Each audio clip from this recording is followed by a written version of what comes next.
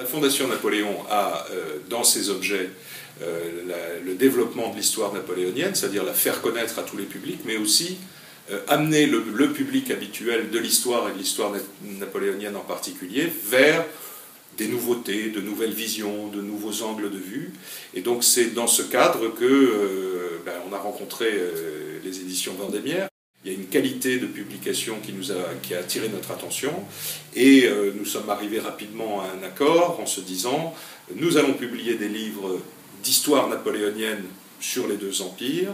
Ces livres seront soit des sujets jamais abordés, des nouveautés, soit une revisitation, si l'on peut dire, des anciens sujets avec l'angle actuel.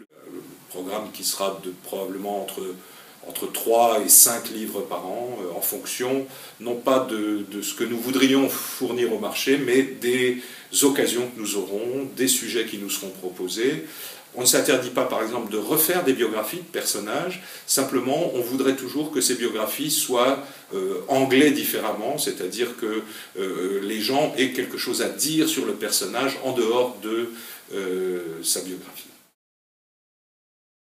Quand vous regardez ce qui resterait à découvrir sur Napoléon, vous êtes tout à fait surpris. On arrive à faire du neuf, y compris sur la biographie de Napoléon. Il y a une biographie de Napoléon parue en 2014 de Patrice Guénifet qui renouvelle totalement un sujet qu'on croyait pourtant archi connu. Et c'est la même chose, chaque époque écrit, pense, ressent l'histoire à sa façon. Il y a donc d'abord le renouvellement de la vision, si l'on veut, mais il y a encore des tas de sujets qui n'ont pas été étudiés, tout simplement parce qu'il n'y a pas eu en histoire napoléonienne, comme dans l'histoire de la Révolution ou d'autres périodes, une grande recherche universitaire jusque dans les années 60-70, lorsque Jean Tullard a pris les choses en main. Donc aujourd'hui, nous en sommes presque aux prémices d'une nouvelle histoire du consulat et de l'Empire, et donc c'est à ce courant-là que nous voulons nous raccrocher. On peut faire de l'histoire neutre sur l'Empire à partir du moment où on fait de l'histoire. Ça a l'air tout bête, mais c'est comme ça. C'est-à-dire que l'histoire de l'Empire a souvent été instrumentalisée, à la fois par les partisans, mais aussi par les adversaires.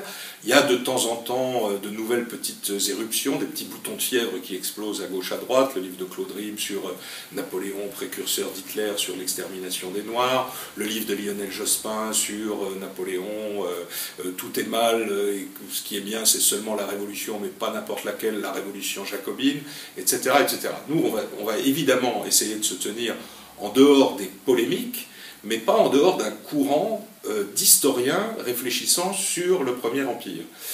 Dans le programme de la première année, il est prévu un Napoléon et la France qui devrait, qui n'a pas l'objectif d'être polémique, mais qui a comme objectif de rappeler un certain nombre de faits historiques de base. Napoléon n'était pas Hitler, Napoléon n'a pas instauré une dictature militaire, Napoléon a construit la France contemporaine, tout ce qui paraissait tellement évident il y a 30 ou 40 ans, et qu'une certaine manipulation de l'histoire a rendu aujourd'hui, nécessaire, il a été rendu nécessaire de le réaffirmer aujourd'hui, de le remontrer aujourd'hui.